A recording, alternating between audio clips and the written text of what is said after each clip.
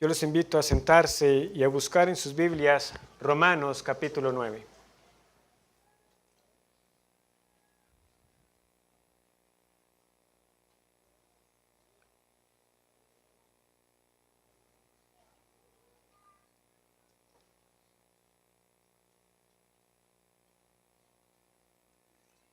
Romanos capítulo 9.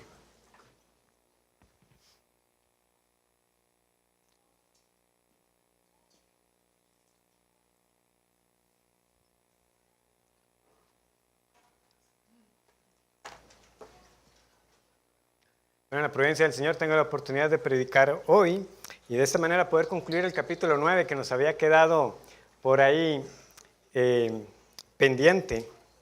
Entonces, a menos que surja alguna otra ocasión, será ya el otro año que retomaremos la serie de manera ya semanal y empezar así a partir del capítulo 10.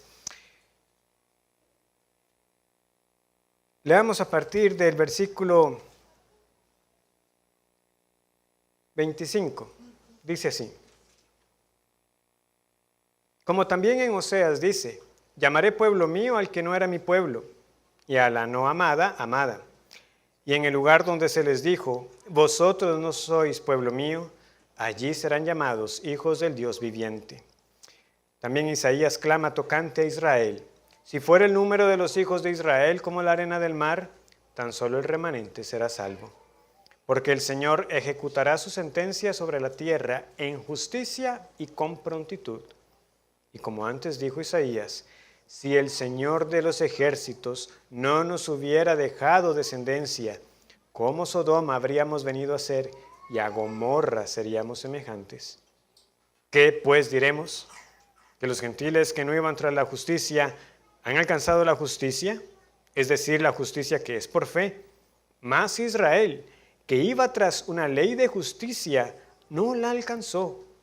¿Por qué? Porque iban tras ella no por fe, sino como por obras de la ley, pues tropezaron en la piedra de tropiezo. Como está escrito, he aquí pongo en Sión piedra de tropiezo y roca de caída, y el que creyere en él no será avergonzado.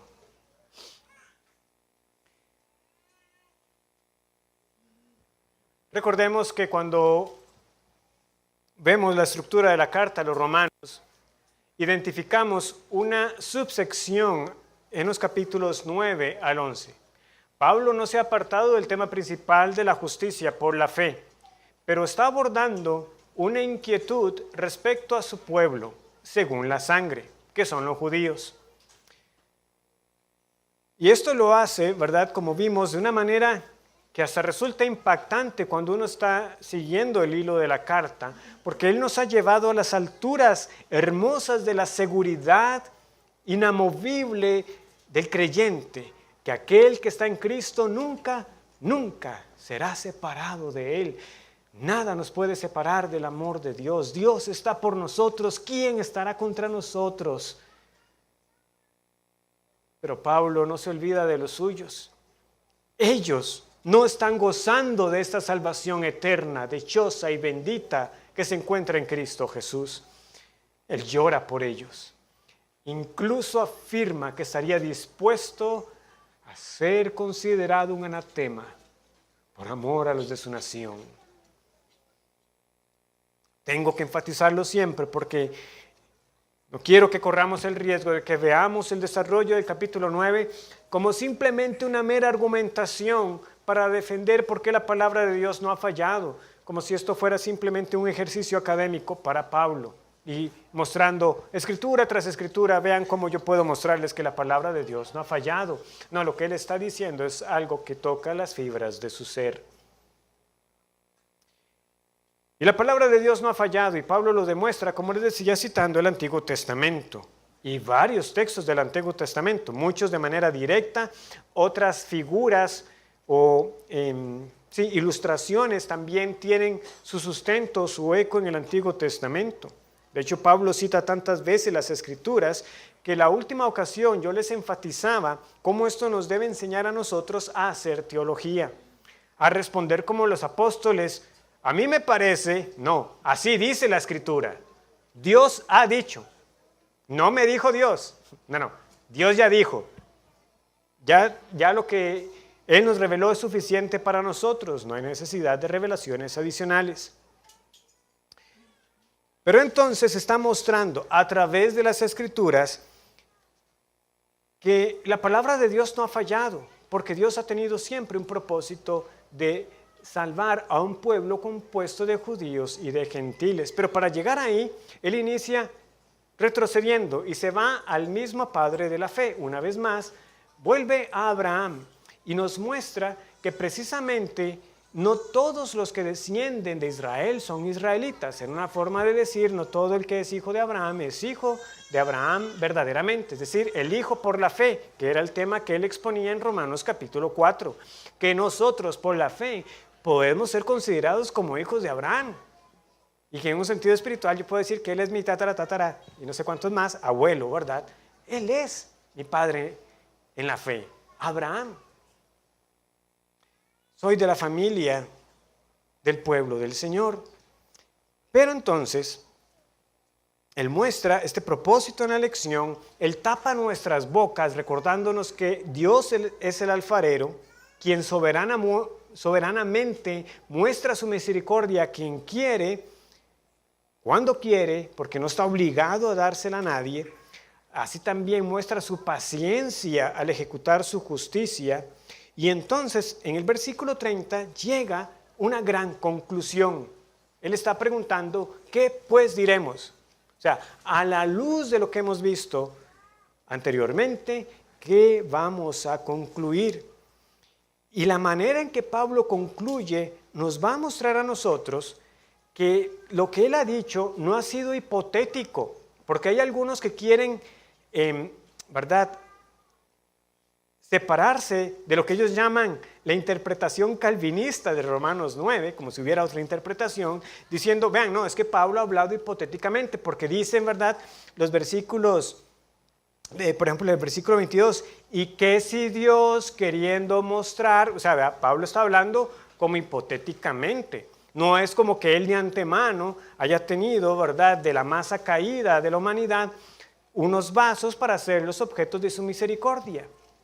Y que los otros van a ser entonces vasos de su ira. Eso es hipotético. ¿Qué si Dios quiso hacer así? No que Dios hizo así. Pero la conclusión de Pablo no es esa. La conclusión de Pablo es que hay unos que alcanzaron la fe, la justicia por la fe, y hay otros que no. ¿Y por qué? Y nos va a dar la respuesta.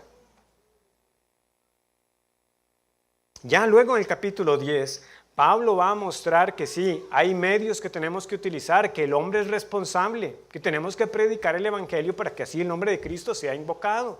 En el capítulo 11, él nos va a responder qué va a pasar con el Israel físico, pero él quiere dejar esto bien claro. La justicia es solamente por la fe, y hay unos que la alcanzaron y hay otros que no la alcanzaron. ¿Por qué? Porque es Dios quien tiene misericordia de quien quiere.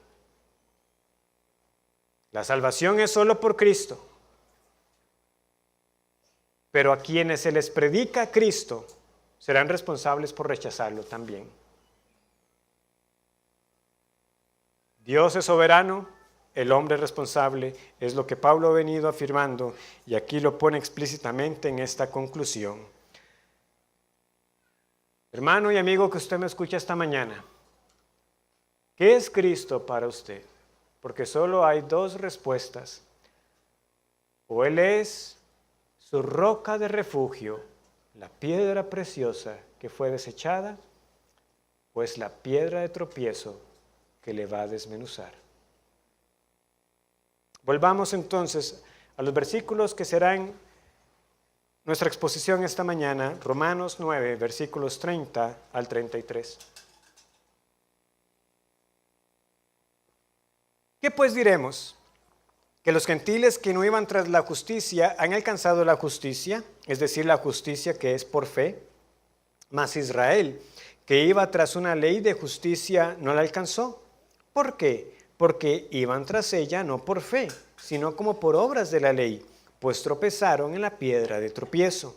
como está escrito, he aquí pongo en Sión piedra de tropiezo y roca de caída, y el que creyere en él no será avergonzado.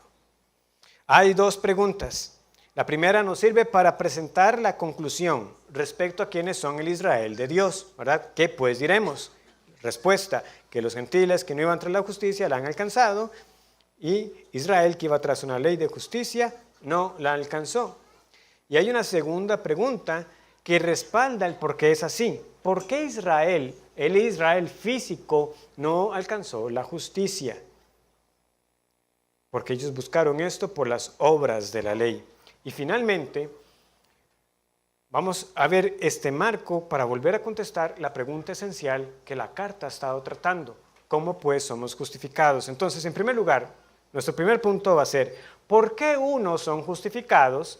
En segundo lugar, ¿por qué otros no son justificados? Y en tercer lugar, ¿cómo somos justificados?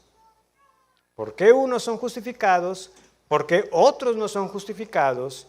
Y finalmente, ¿cómo podemos ser justificados delante de Dios? ¿Por qué unos lo son? Versículo 30. ¿Qué pues diremos? Que los gentiles que no iban tras la justicia han alcanzado la justicia, es decir, la justicia que es por fe. La pregunta, ¿verdad?, es esa fórmula paulina por excelencia. De hecho, solo en Romanos la encontramos, pero la encontramos varias veces, ¿verdad? ¿Qué pues diremos? ¿Qué pues diremos? Usualmente cuando Pablo la hace es para invitarnos a pensar. Y de esta manera presentar o una conclusión como lo hace aquí, o para refutar, ¿verdad?, una objeción o una forma incorrecta de pensar, ¿verdad? Como vimos en el capítulo 6, versículo 1, entre varios, ¿verdad? Hay más ejemplos. Pero ¿qué pues diremos? Perseveraremos en el pecado para que la gracia abunde, ¿verdad? Nos quiere hacer reflexionar. ¿Cuál es la respuesta? Mega noito. Ay, como me encanta, ¿verdad? Entonces, de ninguna manera. Así de enfático. Él nos está queriendo hacer reflexionar. ¿Qué vamos a decir ante esta gracia del Señor? En el capítulo 8, versículo 31. ¿Qué pues diremos a esto? Si Dios es por nosotros, ¿quién contra nosotros? ¿Verdad? Nos quiere hacer reflexionar. ¿Qué vamos a decir a todo esto que se nos ha venido diciendo? Y todavía añade más. Si Dios es por nosotros, ¿quién va a estar contra nosotros? O incluso en el mismo capítulo 9, versículo 14. ¿Qué pues diremos? ¿Que hay injusticia en Dios? Ya saben la respuesta. De ninguna manera. De ninguna manera. No la hay. Entonces Pablo quiere que nosotros reflexionemos en esta conclusión. Si Dios tiene misericordia de quien quiere, si Él tiene vasos de misericordia que ha preparado para que a su debido tiempo los hiciera receptores de sus bendiciones, de su gracia, y en cambio Israel, que tuvo todas esas bendiciones, ¿verdad?, por haber sido aquel pueblo escogido en su momento para recibir el pacto, la ley, las promesas, de donde según la carne nació el Mesías, no la han alcanzado. ¿Por qué ha sido así? Nuevamente, porque Dios así lo quiso. Es que no hay otra explicación. Vean cómo lo está diciendo el versículo 30. Los gentiles no iban tras la justicia. O sea, no la estaban buscando. Pablo no está diciendo aquí que entonces la razón por la cual los gentiles, es decir, todos aquellos que no eran judíos según la carne, son creyentes, es porque ellos se propusieron de corazón buscar a Dios con todo su ser. No buscaban la justicia, y sin embargo aquellos que no la buscaban, la han alcanzado. Isaías 65:1, fui buscado por los que no preguntaban por mí. Fui hallado por los que no me buscaban. Dije a gente que no invocaba mi nombre, heme aquí, heme aquí. Los gentiles no buscaban la justicia, no tenían ninguna fe preexistente en Cristo, de hecho no conocían de Cristo y al no conocer de Cristo no podían conocer a Cristo. Y ustedes y yo, hermanos, si creemos en un Cristo que no buscábamos. No lo buscábamos y sin embargo alcanzamos la justicia por la fe. ¿Qué hacíamos antes? Sin conocimiento de Dios y su palabra, lo que éramos nosotros, éramos por naturaleza hijos de ira, lo mismo que los demás. Hijos de desobediencia, entregados al pecado y envueltos en una espiral descendente de maldad, a la cual fuimos entregados por nuestra propia rebelión. Pues antes de tener en nuestras manos la revelación escrita, Dios, a través de la creación, su libro no escrito, revela muchas cosas acerca de Él que deja a todo hombre sin excusa. Si ustedes y yo nunca hubiéramos tenido la Biblia, sepamos bien que nosotros seríamos igualmente responsables ante Dios. Es todo lo que nos expone Pablo en el capítulo 1 de Romanos. Que los hombres con injusticia más bien detenemos la verdad.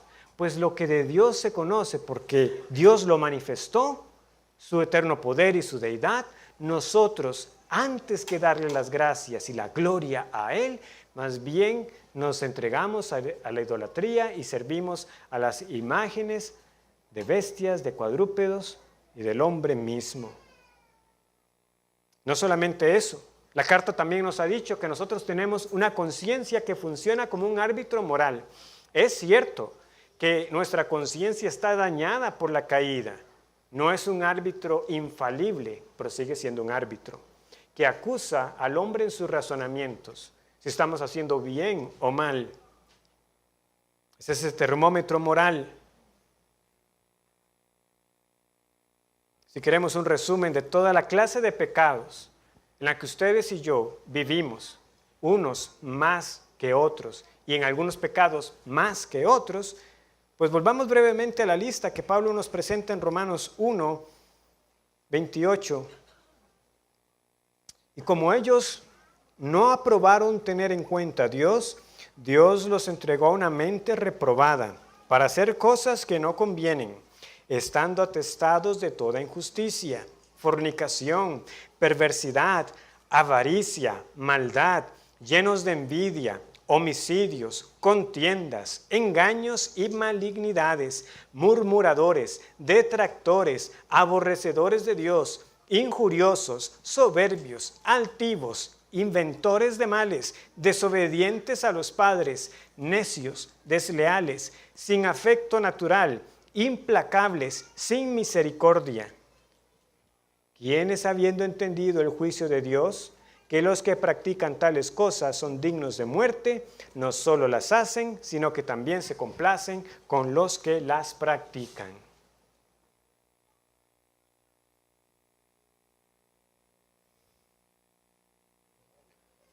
No solo nosotros practicábamos, como les decía, estos pecados. De nuevo, cada uno en circunstancias particulares, pecados más o menos relacionados a estos, pero ninguno de nosotros sale librado de esta lista. Y para sumarle a eso, no solamente es que practicábamos estos pecados, sino que además nos deleitábamos con otros que también los cometían. ¿Recuerdan aquella ilustración? Como aquellos estudiantes que con sus malas notas lo que hacían era reírse juntos por estar reprobados. Reprobados y alegres. Pero Dios en su gracia se reveló a los gentiles y a los que tenía apartados para ser los vasos de misericordia, a su debido tiempo los llamó y los justificó. Porque los que son israelitas lo son por la fe de Abraham, no por ser sus hijos según la carne. Como lo mostró Pablo precisamente en Romanos capítulo 9, bueno, recordándonos que según la carne, realmente Abraham tuvo varios hijos, pero no todos ellos fueron receptores de la promesa de Dios. El caso más evidente lo teníamos entre Ismael e Isaac. ¿Cómo nació Ismael? Ismael fue hijo de Abraham, pero no era el hijo de la promesa. Él nació por los medios ordinarios de un hombre uniéndose a una mujer joven y fértil. ¿El otro cómo nació? El otro nació cuando el cuerpo de Abraham estaba como muerto, de 100 años. Y la madre de 90 años, que además ya se sabía que era infértil. Y por si quedaba alguna duda, además ya le había cesado la costumbre de las mujeres. Ese es un nacimiento sobrenatural. Ese es un nacimiento obrado solamente por el poder de Dios. No según la carne, sino según la palabra de Dios. Esos son los que son sus hijos. Todavía más, Él nos trae el caso de Jacob y Esaú. Como vimos ahí, todavía parecería que la situación es más pareja. Aquí no estamos ante un hijo de la esclava con el hijo de la esposa amada de Abraham. Aquí estamos con Isaac, aquel hijo que nació según la promesa, un mismo padre y una misma madre. Y además, gemelos. Nacen al mismo tiempo. Pero aquí también se muestra el propósito elector de Dios. Porque es enfático, como se nos dice aquí, que ellos no habían ni aún nacido, ni habían hecho ni aún ni bien ni mal, para que el propósito de Dios, conforme a la elección, permaneciese, que se le dijo a la madre, el mayor servirá al menor. Y así fue. ¿Qué papel tuvo Jacob en su nacimiento? Ninguno. Espera, Esaú, que yo soy el que tengo que cumplir la promesa. No, vino por decreto divino. El mayor servirá al menor. Y si nos queda alguna duda, luego a través del profeta Malaquías, el Señor enfáticamente nos dice, a Jacob amé, mas a Esaú aborrecí. La fuerza de las palabras, como vimos, no se pueden interpretar como simplemente un quise menos. No refleja lo que ha sido realmente el trato de Dios para con los edomitas. Todo esto fue conforme al propósito de Dios. Él tiene misericordia de quien quiere tener misericordia y se compadece del que se quiere compadecer. Y Él quiso tener misericordia de los gentiles y Él llamó pueblo suyo al que no era pueblo suyo y amados a los que no eran amados. Y sin embargo, el propósito de Dios no solo se manifiesta en su compasión electiva, sino también en el endurecimiento de los que no creen. Por eso nos dice el versículo 31, mas Israel, que iba tras una ley de justicia, no la alcanzó. Israel que iba tras una ley de justicia. ¿Cómo? Parece que este pueblo sí estaba intentando algo y sin embargo a ellos no les fue dado. Sin embargo, esta conclusión que Pablo nos está presentando no nos tiene que sorprender, porque él también nos mostró que el propósito divino se muestra en endurecer a quienes quiere endurecer. Y nuevamente para ello nos citó las Escrituras y nos trajo el caso de Faraón. ¿Recuerdan lo que nos decía la palabra del Señor? Dice el versículo 17, porque la Escritura dice a Faraón, para esto mismo te he levantado, para mostrar en ti mi poder y para que mi nombre sea anunciado por toda la tierra. De manera que de quien quiere, tiene misericordia, y al que quiere endurecer, endurece. Como vimos en su momento, estas palabras vinieron a Faraón cuando ya habían pasado 6 plagas. Ya había visto evidencias del poder del Señor. Y como estaremos estudiando, ¿verdad? Ahora que estamos con esa serie del libro de Éxodo también, vamos a ver cómo el Señor demolió la altivez de Faraón, quien tuvo que tragarse sus palabras cuando dijo, ¿y quién es Jehová? Para que yo oiga su voz y deje ir a Israel. Yo no conozco a Jehová, ni tampoco dejaré ir a Israel.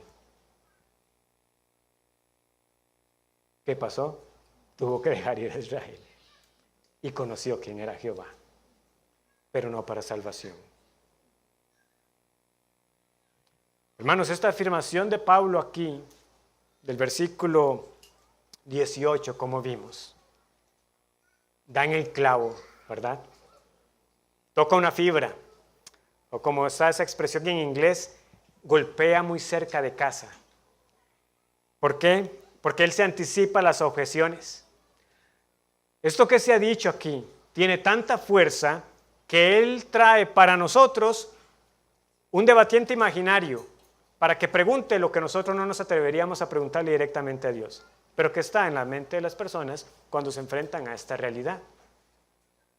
Pero me dirás, ¿por qué pues sin culpa? Porque ¿quién ha resistido a su voluntad? Y con ese tono. Sí, si Dios siempre lleva a cabo su voluntad, ¿por qué somos responsables? El tono de la pregunta hizo necesario que Pablo le aplicara, ¿verdad?, al debatiente imaginario y a nosotros, un estate quieto. Tú eres barro, Dios es el alfarero. El ataque a dominen era justificado. ¿Quién eres tú para que alterques con Dios? Somos barro, polvo de la tierra, y Él es el alfarero. Un cuadro lleno de simbolismo que se empleó varias veces a través de los profetas en el Antiguo Testamento. De este modo, Pablo lleva el argumento a sus últimas consecuencias, porque no solo es Faraón, él ciertamente fue un caso ejemplar, pero no fue un caso aislado. Tengan esto bien presente, fue un caso ejemplar, pero no fue un caso aislado, sino que Dios endureció y rechazó a muchos, no de las naciones fuera, sino de Israel mismo, del Israel físico. Y Pablo, para mostrarlo, trae una vez más el Antiguo Testamento, para decirnos que Dios es sumamente paciente y también misericordioso, pero no deja de ser justo. Y Él castigó a Israel y a Judá. Y si no fuera porque Dios mismo es compasivo, y Él quiso mantener un remanente, todos ellos hubieran dejado de ser.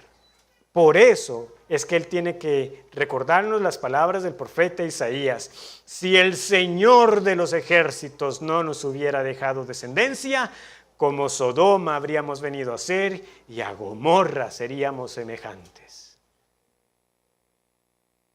¿A quién se le dijo eso? A Judá. No a los samaritanos, no a los amonitas, no a los egipcios, a Judá. ¡Qué fuerte! Como Sodoma y Gomorra. ¿Qué es Sodoma y Gomorra? Sino las naciones, junto con Egipto, ¿verdad?, por las plagas, que son un prototipo en el resto del Antiguo Testamento de lo que le sucede a aquellos que viven impíamente, inmoralmente contra Dios. Ahí tenemos el patrón del juicio contra los pecadores. Y Pablo nos está evidenciando aquí que él no está siendo innovador, solo está mostrando lo que ya Dios había revelado. Pero hay más todavía.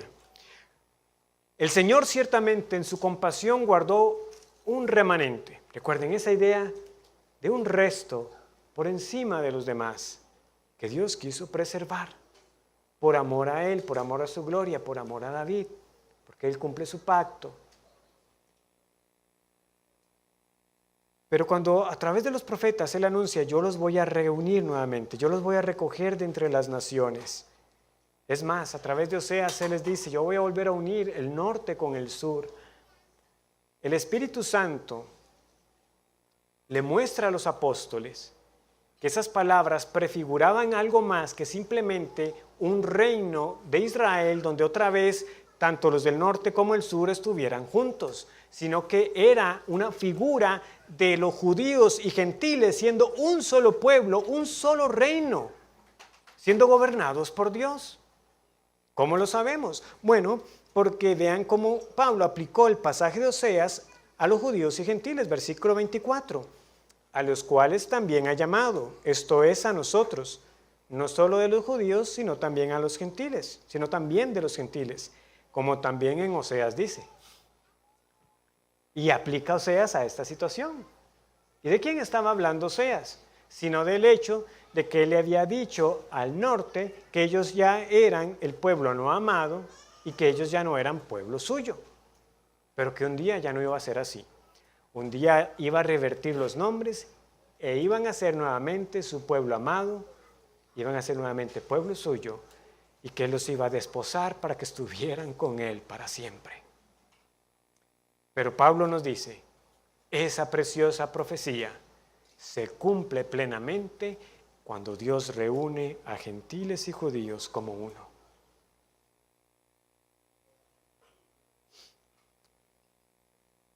Una sola familia. Pablo solamente está siguiendo el ejemplo de nuestro Señor Jesucristo, porque Cristo mismo enfrentó a los fariseos por su falsa confianza en su linaje, al decirle, por ejemplo, ¿verdad?, que ellos habían sido hijos de Abraham, ciertamente, pero luego los confrontó diciendo, si fueran verdaderamente hijos de Abraham, el ejemplo de Abraham seguirían, escucharían mis palabras, pero no, ustedes no escuchan mis palabras, dándoles a entender que no eran verdaderamente hijos de Abraham, sino hijos del diablo. Y también hasta Juan el Bautista los confrontó diciéndoles, Dios puede levantar hijos de Abraham de estas piedras. No, esa era una falsa confianza. De hecho, él también los hizo enojar cuando les dijo, recuerden que el Señor ha sido así de misericordioso y que lo muestra a quien quiere y que llama a quien quiere, como cuando envió a Elías a una viuda en Sarepta, aunque había muchas viudas en Israel. O como envió a Naamán a que fuera curado por Eliseo, aunque había muchos leprosos en Israel. Quisieron tomar piedras y despeñarlo.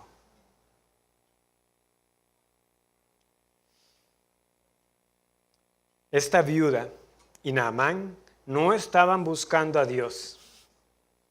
De eso estamos seguros. ¿Qué estaba buscando la viuda? La viuda estaba buscando leña para comer su último plato. Y Dios le envió un profeta. ¡Qué misericordia! Naamán estaba buscando ser limpiado de la lepra y en cambio se fue siendo limpio por dentro y por fuera. Se fueron con un conocimiento del Dios verdadero. Entendieron que Dios tenía poder para levantar de entre los muertos, como Dios levantó al hijo de la viuda, y con poder para curar no solo la lepra física, sino también para hacer nuevos nuestros corazones. ¿Por qué unos son justificados? ¿Por qué algunos alcanzan la justicia por la fe? Porque Dios tiene misericordia de quien quiere. Esa es la conclusión. Entonces, en resumen, los gentiles no buscaban a Dios, pero muchos de ellos ahora eran justos delante del Señor. Y los judíos que buscaban una justicia no la alcanzaron. ¡Injusto!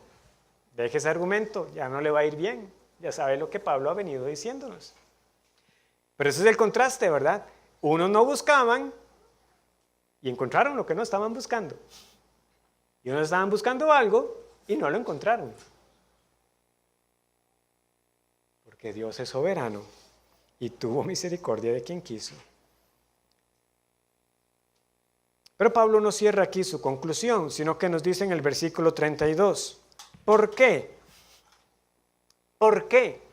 Y esta pregunta es importante. Dice, porque iban tras ella no por fe, sino como por obras de la ley, pues tropezaron en la piedra de tropiezo. Vean, esta pregunta es digna de que notemos y prestemos atención por lo siguiente. Porque como Pablo ha venido hablando de esa soberanía de Dios y de que Él escoge a quien quiere, nos hubiéramos visto inclinados a pensar que la respuesta a la pregunta ¿por qué? Sería la misma para la primera parte. ¿Por qué unos alcanzaron la justicia por la fe? Bueno, porque Dios quiso tener misericordia de ellos y los escogió de antemano para que fueran vasos de misericordia. ¿Por qué otros no la alcanzaron? Bueno, porque no fueron escogidos. No, no es como Pablo está respondiendo.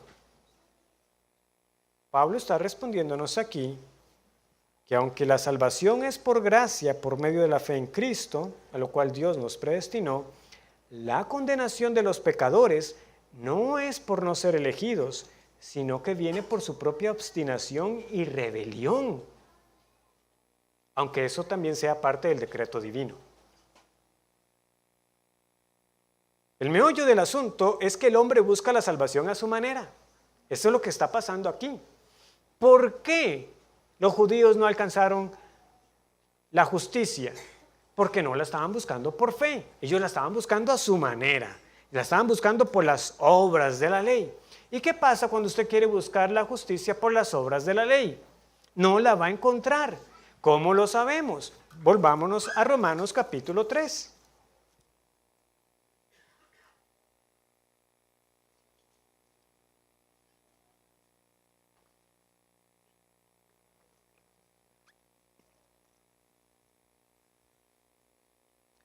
Romanos capítulo 3, versículos 19 y 20. Recuerden, esta es otra sección de conclusión en la carta. Vean que el versículo 9 nos está diciendo que pues somos nosotros mejores que ellos, ¿verdad? Estaba contrastando a gentiles con judíos. Los gentiles condenados por la revelación natural y por su conciencia, y los judíos condenados por la ley revelada. Entonces Pablo está mostrando, ¿somos mejores nosotros que ellos? Bueno, ya ven la respuesta, ya saben cuál es. Tampoco, jamás. Versículo 19.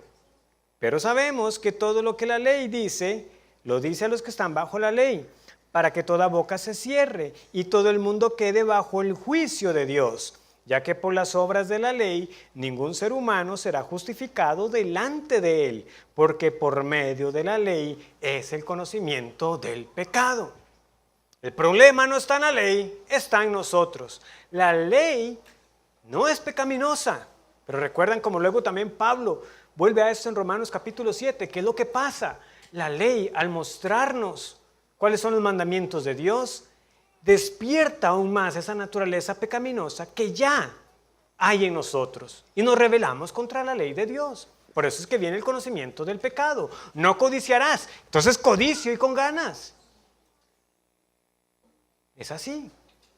No matarás, guardo rencor en mi corazón contra mis semejantes.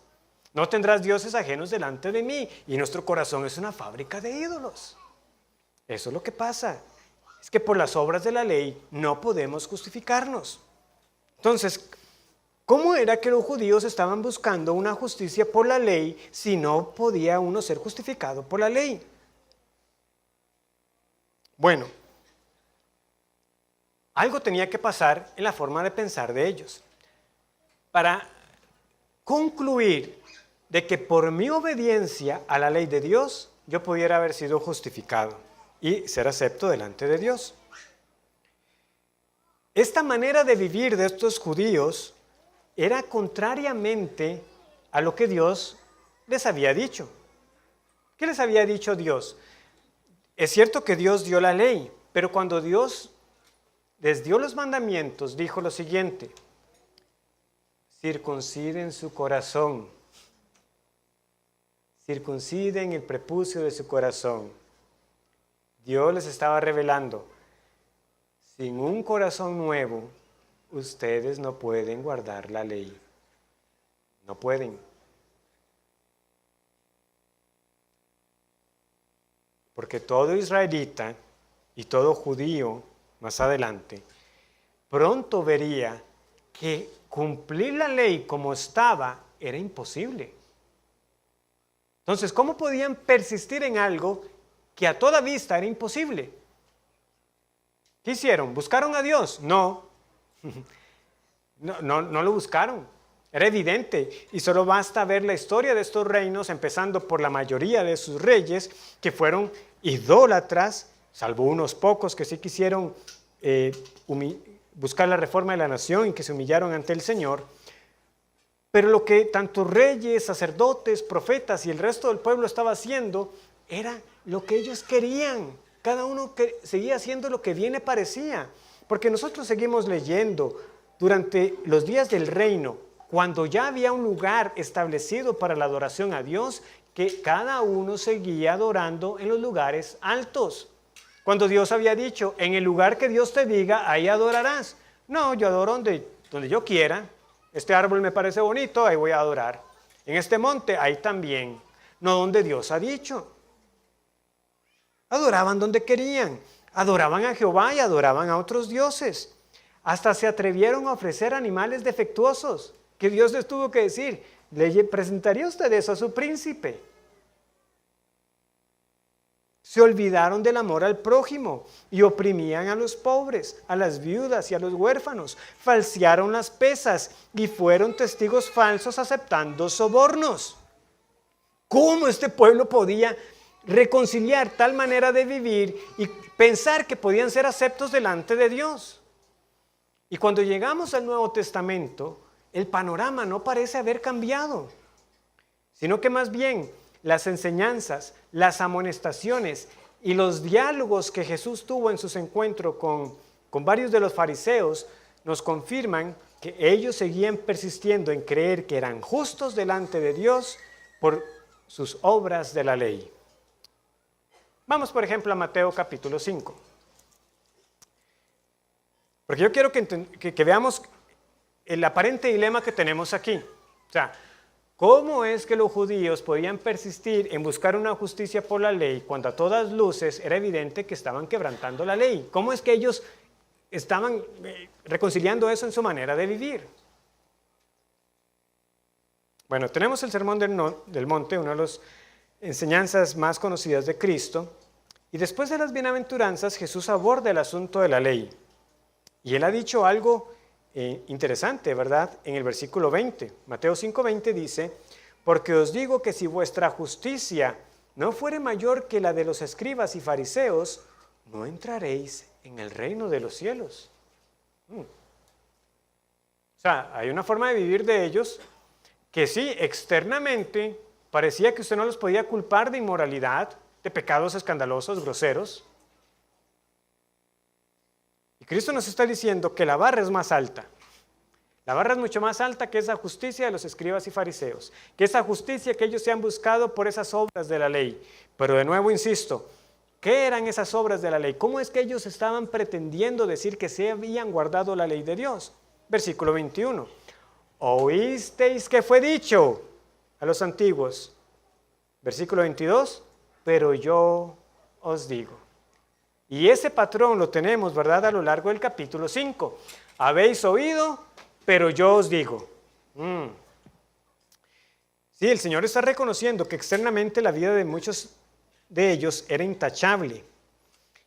Y su confianza de que estaban bien con Dios venía no porque verdaderamente estuvieran cumpliendo la ley, sino porque ellos habían ajustado la ley para poder decir que la estaban cumpliendo. Sí, entonces, por eso el Señor tiene que decir, oísteis que fue dicho. Cuando Jesús está citando aquí las palabras que fueron dichas, hermanos, no es exactamente como los mandamientos fueron entregados, sino que se trata de las interpretaciones añadidas por los maestros de la ley. Por eso, ellos de esta manera podían limitarse a un cumplimiento externo y evitar tratar con el corazón. Claro, no matarás es fácil de decir que no lo hemos quebrantado si en efecto no hemos tomado la vida de alguien más. Pero no matarás cuando se ve que tiene que ver también con mi trato con los demás y con no guardar rencor y con no insultar y menospreciar a mi prójimo, quien es inocente. Claro, no adulterarás. Muchos hombres podrán afirmar y decir que han sido fieles en su matrimonio, pero cuando no adulterarás tiene que ver con el corazón y con lo que sus ojos han visto. ¿Cuántos de nosotros tenemos que reconocer nuestra inmoralidad delante del Señor?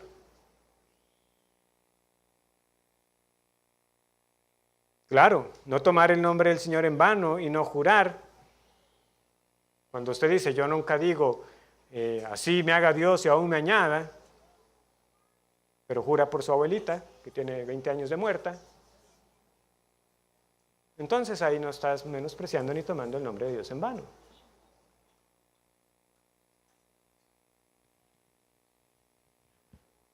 Sí, había una mala interpretación de la ley. Por eso ellos podían pensar de que podían cumplir la ley, de que tomaban ojo por ojo y diente por diente para justificar su odio por los demás. Cuando el Señor les dice, pero si aman a los que aman, ¿qué están haciendo diferente? No, lo que la ley dice es, amarás a tu prójimo como a ti mismo. ¿Quién es mi prójimo? ¿Ven cómo esas enseñanzas de Cristo tocaban? Porque ellos sabían qué era lo que estaba pasando. Habían implicaciones. Si vamos a la ley como fue dada, nosotros no la estamos cumpliendo. Yo tengo que ajustar mi definición del mandamiento, su alcance, quién es mi prójimo, y de esa manera estamos contentos. Cuando Jesús les dice, yo os digo, estamos ante una sorprendente declaración de autoridad, porque Dios fue quien dio la ley, y aquí Él se está atribuyendo la correcta interpretación por encima de los maestros que fueron antes que Él. Es más, Él mismo se está poniendo como el Señor que dio la ley en Sinaí.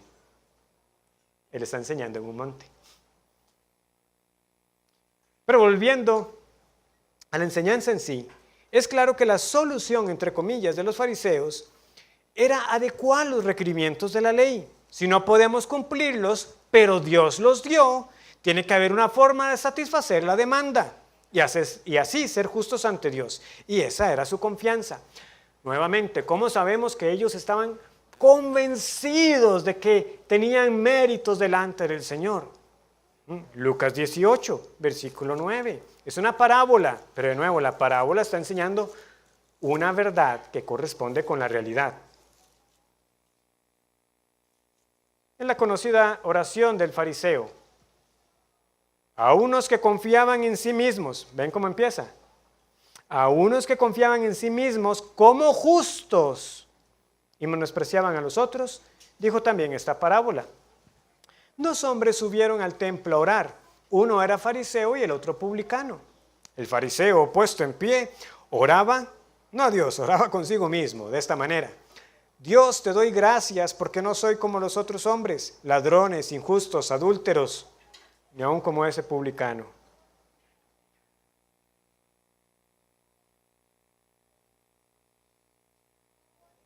El fariseo estaba muy convencido. Ayuno 2 veces a la semana, doy diezmos de todo lo que gano. ¿Estaba la parábola alejada de la realidad? No. ¿Cómo lo sabemos? Bueno, aquí mismo en este capítulo ustedes lo tienen. El joven rico. El joven rico. ¿Cuál fue la respuesta de este hombre cuando el Señor le cuestionó acerca de los mandamientos? Vamos a Lucas 18. Un hombre principal le preguntó, diciendo, Maestro bueno, ¿qué haré para heredar la vida eterna? Jesús le dijo, ¿por qué me llamas bueno? Ninguno hay bueno sino solo Dios. Los mandamientos sabes, no adulterarás, no matarás, no hurtarás, no dirás falso testimonio, honra a tu padre y a tu madre. Él dijo, todo esto lo he guardado desde mi juventud. Y en Mateo 19 añade, ¿qué más me falta? ¿Qué más me falta? Muchos saben lo que pasó, ¿verdad? Cristo lo enfrentó con su corazón codicioso y falto de amor al prójimo. Sí, hermanos, los fariseos diezmaban la menta y el comino, pero se olvidaron de la misericordia. Ellos se oponían a Jesús por sanar en el día de reposo. Y como ellos, hay muchos hoy, empezando por nosotros mismos, que debemos reconocer que con facilidad nos contentamos con nuestra vida religiosa y corremos el peligro de vivir como si nuestra obediencia fuera lo suficientemente meritoria ante Dios y no la justicia de Cristo. Y es también como piensan muchos ahí afuera. Hermanos, cuando salimos a evangelizar o hablamos con una persona en algún momento que el Señor nos pone a esa persona en el camino, ¿quién va a admitir que es bueno? Nadie. O sea, las personas van a decir, no, nadie es perfecto. Pero a la vez, muchos siguen pensando que esto se tratara como de una balanza y piensan que esa balanza se va a inclinar favorablemente en el día que tengan que presentarse delante de Dios. ¿Por qué? Porque hacen en esencia lo mismo que hicieron los fariseos. Ajustan la ley. ¿Sabe? No hay ninguno perfecto, pero yo no he matado a nadie. No he robado, no he robado mucho. No miento. O no tanto. Ven, o sea, ellos piensan, francamente yo sé que la ley como fue dada no la he cumplido. Pero como vivo, Dios tiene que aceptarlo. Obras de la ley. ¿Por qué pensamos que no somos culpables de no matar o de no robar a Dios y a otros? Sino únicamente porque limitamos la ley y su aplicación en nuestra vida. Entonces, volvamos al argumento de Romanos 9:30, la conclusión del gran argumento.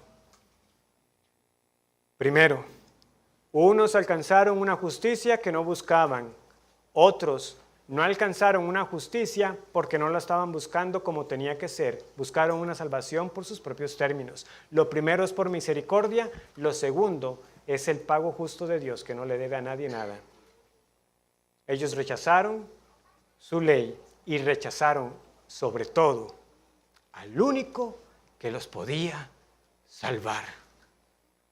Tropezaron en la piedra de tropiezo.